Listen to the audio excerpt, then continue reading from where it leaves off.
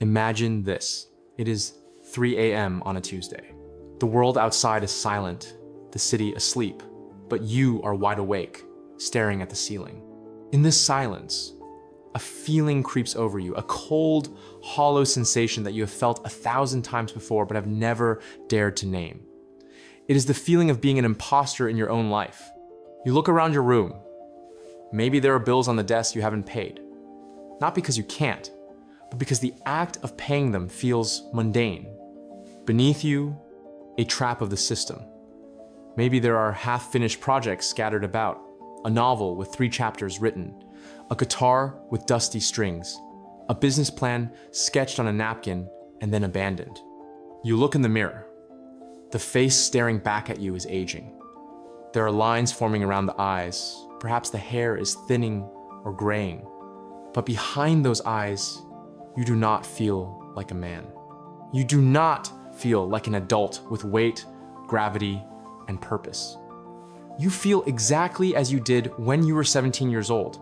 You feel like a child who has snuck into a grown-up's costume, terrified that at any moment, the world is going to knock on the door and expose you for the fraud you are.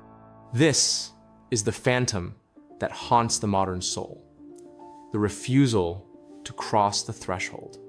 We live in an age that worships youth, freedom, and infinite options. We are told that we can be anything, do anything, go anywhere. But for a growing number of men, this promise of infinite potential has curdled into a curse. You find yourself trapped in a state of suspended animation.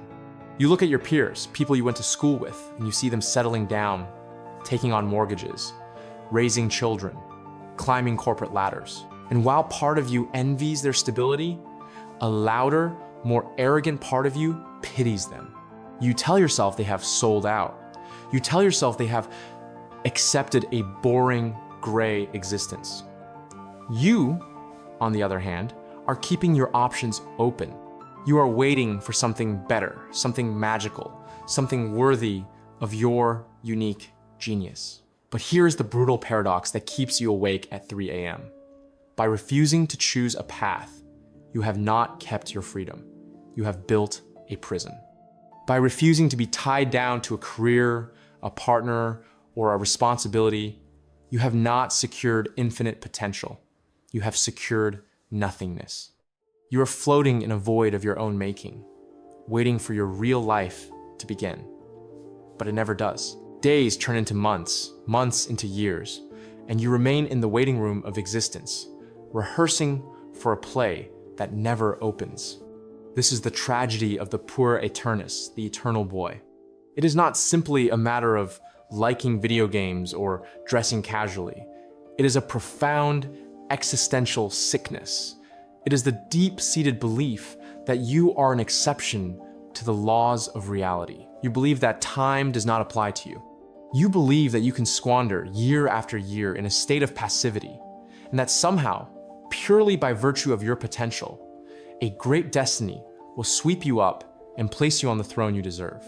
But the throne remains empty, and the silence in your room grows louder. Why does this happen? Why do so many intelligent, capable, creative men find themselves paralyzed, unable to bridge the gap between their dreams and their reality? Why do we sabotage our own success the moment it demands real sacrifice? You might tell yourself it's because you are a perfectionist. You might say you haven't found your passion yet. You might blame the economy, or your parents, or modern society. But deep down, beneath the layers of rationalization, you suspect the truth is something far more terrifying. The truth is that you are hiding. You are hiding from the pain of limitation.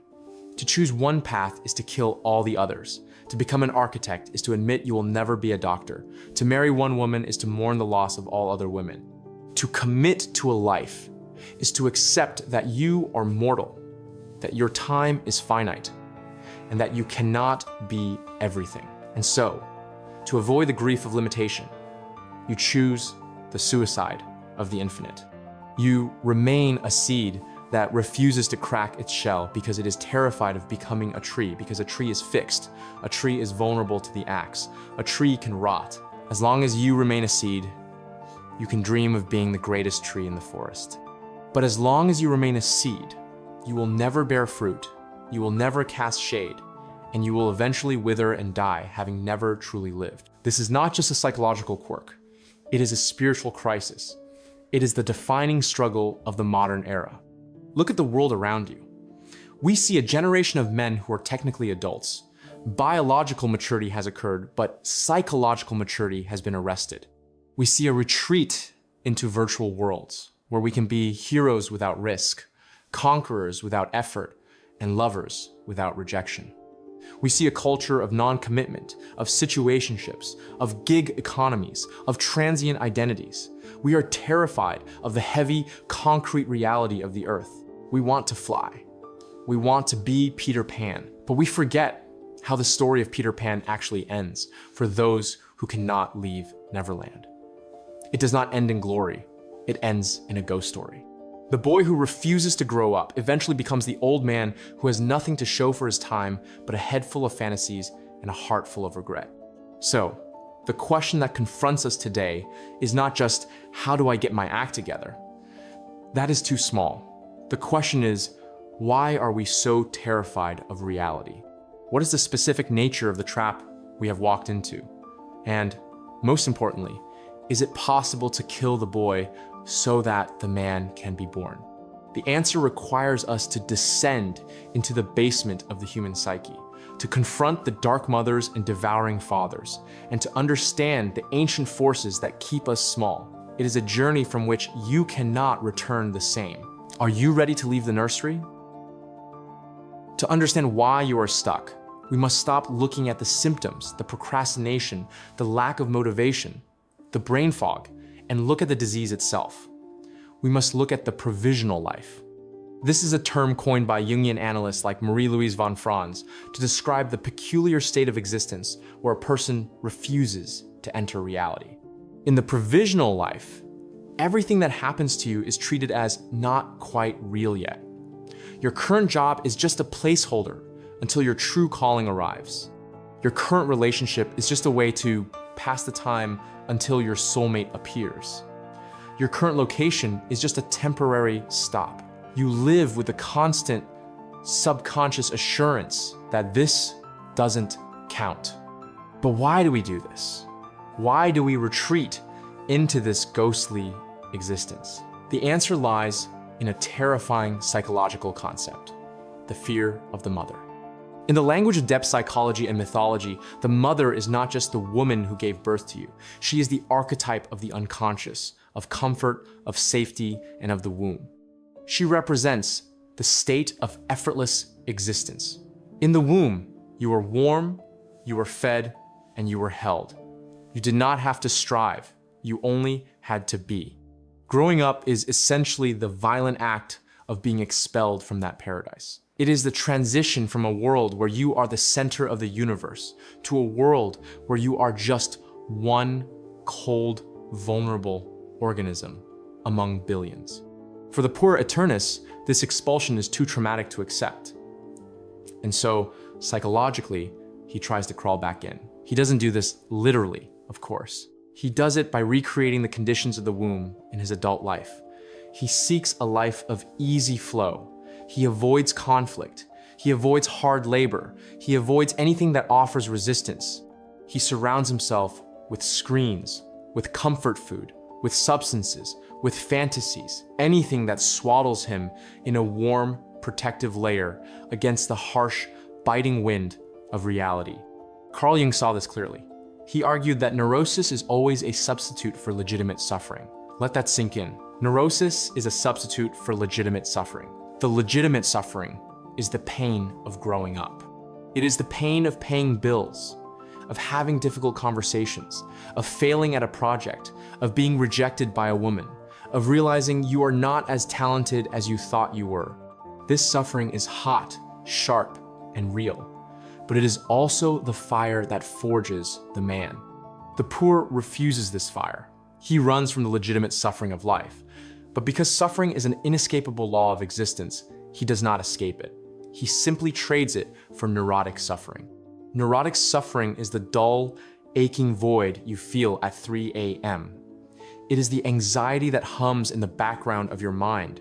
It is the depression that feels like a heavy, wet blanket. It is the suffering of stagnation. Unlike legitimate suffering, which leads to growth, neurotic suffering leads nowhere. It is a hamster wheel of misery. You are suffering, yes, but you are suffering for nothing. This refusal to face reality is compounded by a catastrophic failure in our modern culture, the death of initiation. For thousands of years, human societies understood that a boy does not become a man simply by aging. Biology creates boys. Culture must create men.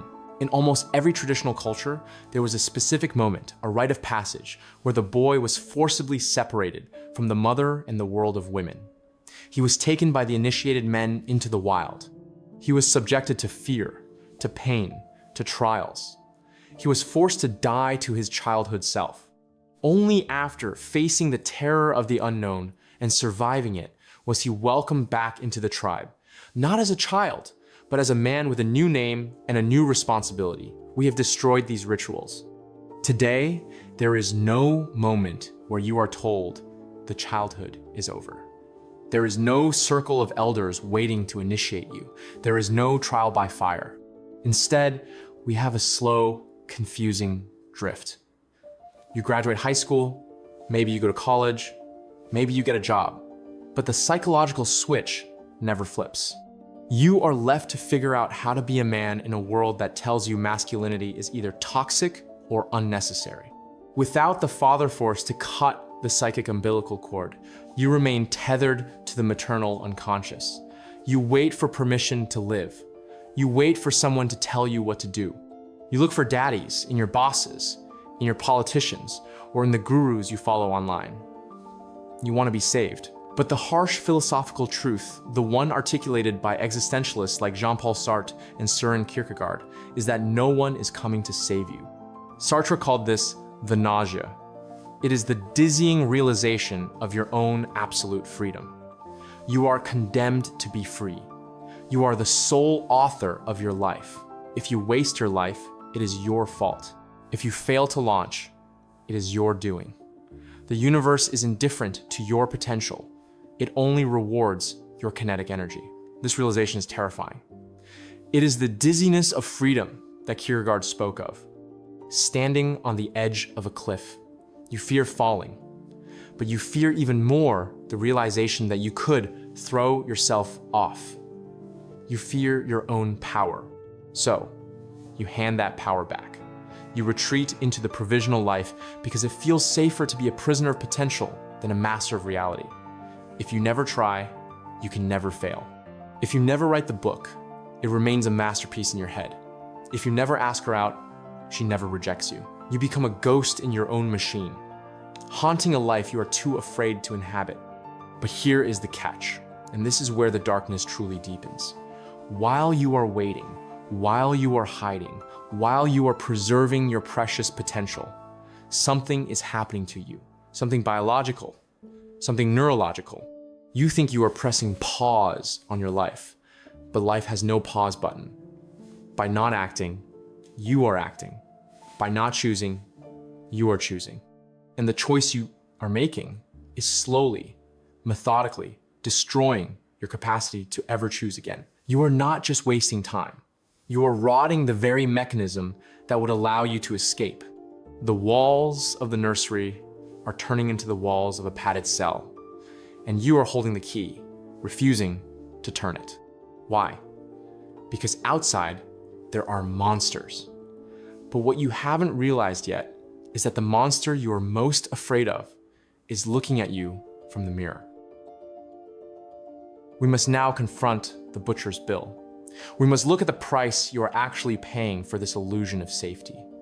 Because the most dangerous thing about the pure psychology is that the consequences are not immediate. They are silent, slow, and cumulative. They are like carbon monoxide. You don't smell it, you don't see it, you just slowly fall asleep and never wake up. The first unseen consequence is biological, the calcification of the will.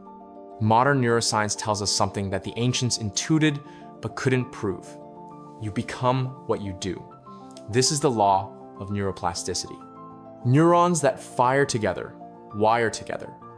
Every time you face a difficult decision and choose the path of least resistance, you are physically myelination, the neural pathways of hesitation. You are building a superhighway in your brain dedicated to avoidance. You might think, I'll start working hard tomorrow, but your brain doesn't know tomorrow. It only knows the pattern you practiced today. If you practice passivity today, you will be a master of passivity tomorrow. Over 10 years, this creates a state of learned helplessness. You find that you physically cannot mobilize your will. You have an idea for a project and you feel a spark of excitement, but the moment you sit down to do the work, a paralyzing fog descends. This isn't just laziness, this is brain damage. You have atrophied the muscle of your will to the point where even the smallest obstacle feels insurmountable. You have trained yourself to be weak. The second consequence is sociosexual, the death of desire. The Puer Aeternus is often charming. He is creative, sensitive, perhaps even romantic. But in relationships, he is a disaster. Why? Because unconsciously, he is not looking for a partner, he is looking for a mother. He seeks a woman who will mirror him, validate him, and perhaps even support him, while demanding nothing in return. He wants the unconditional love a mother gives a child, but adult love is not unconditional. Adult love is conditional on respect, on competence, on shared burdens. When a woman realizes she is dating a child, her attraction vanishes. It is a biological switch. Women are evolutionarily hardwired to seek competence, not necessarily money, but the capacity to handle reality. When she senses you are hiding from reality, she doesn't just lose interest, she feels a deep, visceral repulsion. And you feel betrayed. You feel like the nice guy who finished last. You wonder why she chose the jerk. But the jerk, for all his faults, was likely engaging with reality. He was aggressive. He was out in the world. You were safe in the harbor. The consequence is a life of shallow, transient relationships, or a long-term relationship where you are slowly reduced to a dependent, sexless pet. The third, and perhaps most insidious consequence, is the rise of the shadow. You cannot destroy your aggressive, masculine energy. You can only repress it. And as Carl Jung warned, the shadow, when it is realized, is the source of all creativity. But when it is repressed, it becomes a demon. The energy you refuse to use in the world does not disappear. It turns inward. It ferments. It sours into resentment, bitterness, and envy. You start to hate the people who are doing what you are too afraid to do. You mock the corporate drones or the tryhards, but secretly, you are consumed by jealousy of their achievements. This is how the bright-eyed, idealistic Peter Pan turns into Captain Hook. Hook is simply the poor who grew old without growing up. He is bitter, obsessed with time, the ticking crocodile, and resentful of youth. Look closely at the older men in your life or in the public sphere who seem constantly angry, constantly cynical, constantly tearing others down. That is the ghost of their unlived life, screaming for attention. That is the shadow taking the wheel. If you do not conquer your dragon, you will become the dragon. Finally, we arrive at the societal trap. We must understand that your suspended adolescence is not an accident. It is a product. Our current economic model requires you to be a child. Think about it. Who is the ideal consumer? Is it the stoic, self-reliant man who can fix his own car, grow his own food, and finds contentment in his family and his purpose? No, that man is a nightmare for the economy. The ideal consumer is the impulsive child. The child wants it now. The child needs constant novelty. The child buys toys to soothe his anxiety. The child defines his identity by the brands he wears. By keeping you in a state of arrested development, society ensures you remain a perfect, gaping mouth of consumption. You are easier to govern, easier to sell to, and easier to control when you are terrified of your own power. Aldous Huxley predicted this in Brave New World. He didn't fear a boot stamping on a human face. He feared a society where adults were reduced to infants, distracted by sensory pleasures, drugs, and trivial amusements, unable to think critically or act bravely. Does this sound familiar? The ultimate price of the Puer life is anhedonia, the inability to feel pleasure. At first, the provisional life feels like freedom. You play video games, you travel, you party. But eventually, the colors start to fade. The video games don't give the same dopamine hit. The travel feels like changing the wallpaper in a prison cell. The parties feel desperate. Why? Because human beings are not designed for comfort. We are designed for purpose. We are teleological creatures. We need a target to aim at. When you remove the struggle, you remove the meaning. Without the resistance of the earth, your muscles atrophy, but so does your soul. You enter a state of gray, flatline existence. You are not sad, exactly, but you are not alive. You are a ghost floating through a world of gray mist. This is the unseen consequence. You thought you were preserving your youth, but you were actually embalming yourself. You have become a living museum exhibit of a man preserved in amber, perfect and untouched, but utterly dead inside. And the clock on the wall is ticking louder now. 3 a.m. becomes 4 a.m. The dawn is coming, and with it, the undeniable reality of another day wasted. You can feel the urgency rising in your chest, can't you? That panic? That is good.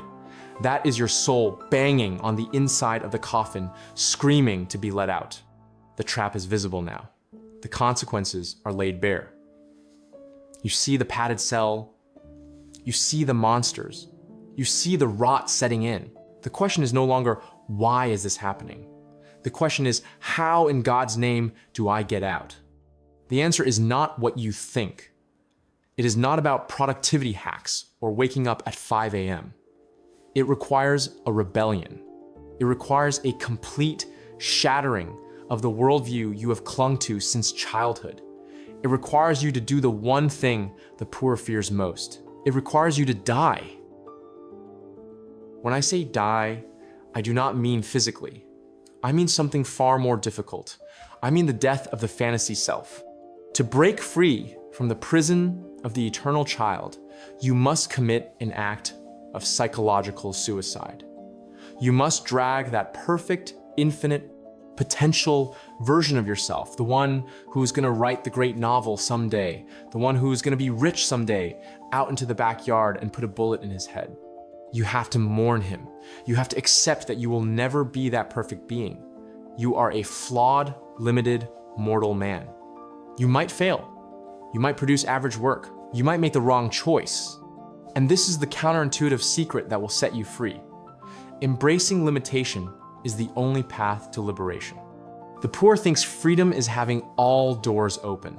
But as long as all doors are open, you are standing in the hallway. You are nowhere. Real freedom is found in closing doors. It is the freedom of the man who has chosen his burden. This brings us to the first pillar of the rebellion. Kill the right path myth. You are paralyzed because you are waiting for a sign. You are waiting for the perfect career or the perfect woman so that you can commit without the risk of regret. You want a guarantee from the universe before you start. But the universe does not give guarantees. The universe is chaos. The rebellion begins when you realize that there is no right path. There's only the path you choose and the devotion you bring to it. The German philosopher Friedrich Nietzsche spoke of amor fati, the love of one's fate. This isn't passive acceptance. It is an aggressive, ferocious embrace of whatever is in front of you. Stop looking for the passion. Passion is not a spark that strikes you from the heavens. Passion is the fire that is created by the friction of hard work against a difficult task. You don't find your purpose. You build it. So, here is the radical solution. Pick a burden. Any burden. It almost doesn't matter what it is. It could be learning a language, starting a business, getting in shape, or mastering a skill. The content matters less than the commitment. you need to anchor yourself to the earth. You need to introduce the element of Saturn into your life. In mythology, Saturn is the god of time, weight, lead, and limitation. He is the heavy, crushing force of reality. The poor hates Saturn. The poor wants to fly. But without Saturn, you have no form. You are just gas. You need the pressure of Saturn to condense your potential into reality. This means you must voluntarily invite legitimate suffering back into your life. You must do the thing you hate. If you hate routine, you must build a routine so rigid it hurts. If you hate conflict, you must seek out difficult conversations. If you hate boredom, you must sit with your work until the boredom breaks you and forces you to focus. This is the psychological concept of voluntary exposure. When you voluntarily face the dragon shrinks. When you run, it grows. The second pillar of the rebellion is action before motivation. The poor lives by the rule. I will act when I feel like it. This is the slave mentality. You are a slave to your fluctuating emotions. If you wait until you feel like working, you will never work, because the poor part of your brain will always prefer comfort. You must invert the loop. You do not act because you feel because you act. Motivation is not the fuel, it is the exhaust fume. It comes after you have started the car. The rebellion requires you to operate like a machine, not a mood ring. You do the work because you said you would. Your word must become law. If you tell yourself you will go to the gym and you don't, you are teaching your brain that you are a liar. You are eroding your own authority. To reclaim your manhood, you must become a man of your word, even to yourself, especially to yourself. The third pillar is perhaps the most shocking. You must betray your dreams. This sounds like heresy, but listen closely. The dreams you have are likely not real ambitions. They are fantasies designed to keep you sedated. The dream of being a rock star keeps you from learning to play the G chord. The dream of being a CEO keeps you from starting the small, unglamorous side hustle. You must betray the grandiose fantasy to honor the humble reality. Look at the story of the Holy Grail. The knight Parsifal fails to find the Grail the first time because he is trying too hard to be a good knight, following all the rules and conventions. He is acting out a role. He only finds it when he drops the pretense, embraces his own foolishness, and asks the simple question: whom does the Grail serve? You must stop trying to be special. The desire to be special is the poor's disease. The poor wants to be a genius without the 10,000 hours of practice. The rebellion is the willingness to be average. It is the willingness to be a beginner. It is the willingness to suck. When you give yourself permission to be a fool, you finally unlock the ability to learn. As long as you are protecting your ego, you cannot grow. You must descend into the mud. You must be willing to do the grunt work that you think is beneath you. There's a famous Zen proverb: before enlightenment, chop wood, carry water. After enlightenment, chop wood, carry water. The poor wants the enlightenment without the wood chopping. But the wood chopping is the enlightenment. The meaning of life is not found in the grand finale. It is found in the texture of the struggle itself. This rebellion is not a one-time event. It is a daily war. Every morning, the Puer will wake up with you. He will whisper that you should hit snooze. He will whisper that you can skip the workout. He will whisper that it doesn't matter. And every morning, you must kill him again. This is what it means to be a man. It is not a status you achieve. It is a relentless action you perform. It is the continuous assertion of order over chaos, of will over impulse, of reality over fantasy. But here's the good news. The moment you stop running, the moment you turn around and face the monster of reality, something incredible happens. You find that you are stronger than you thought. You find that the Saturnian weight you were so afraid of actually feels good. It feels like gravity. It feels like traction. For the first time in your life, you are not floating. You are walking.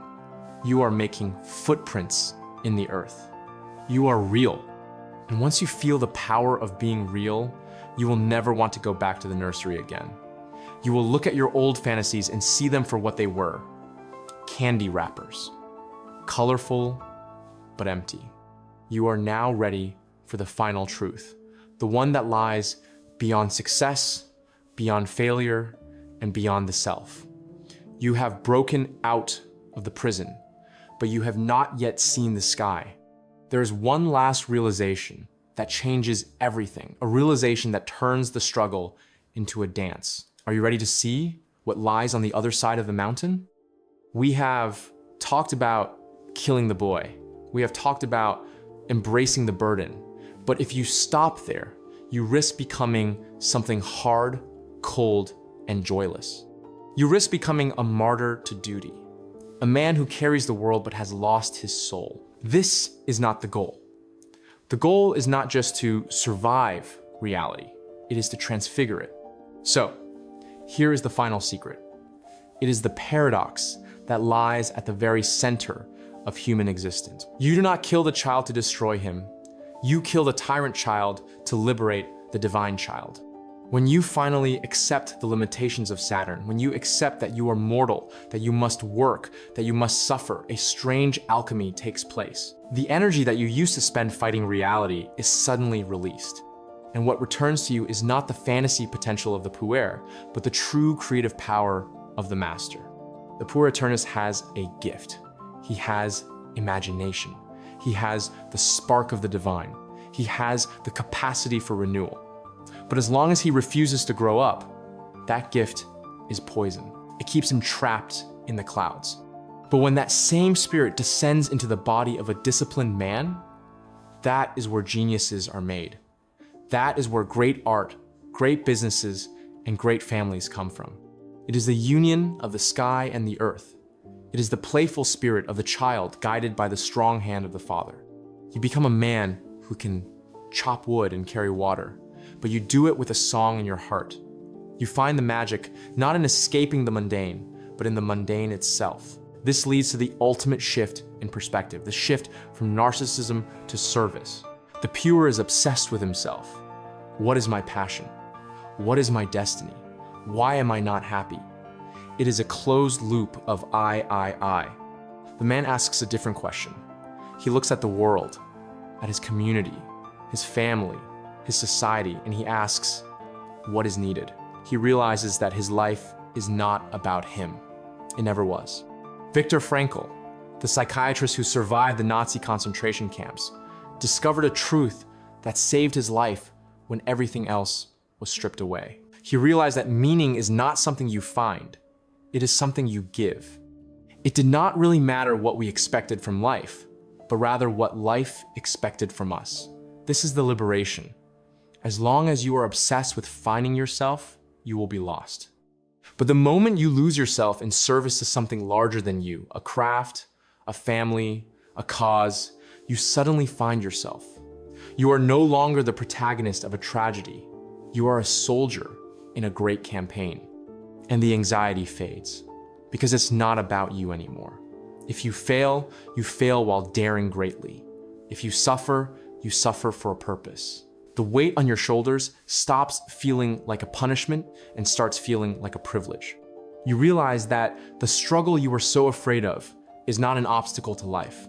The struggle is the life. There is no destination. There is no day where you make it and the credits roll and you can finally relax. That is the Puer's fantasy of heaven. Real life is a continuous unfolding. It is a dance with chaos, and this realization changes your relationship with time. The Puer is terrified of time because it is running out. He is always looking back at what he lost, or forward to what he might miss. The man inhabits the present. He knows that this moment right now, with its difficulties, its boredom, its pain, is the only moment that exists. He does not wait for the real life to begin. He knows that this is the real life. The dirty dishes, the difficult email, the tired muscles, this is the holy ground. So, let us go back to that room at 3 a.m. Imagine yourself there again. But this time, the feeling in your chest is different. It is not hollow, it is calm. You look at the unfinished projects, and you don't see failure.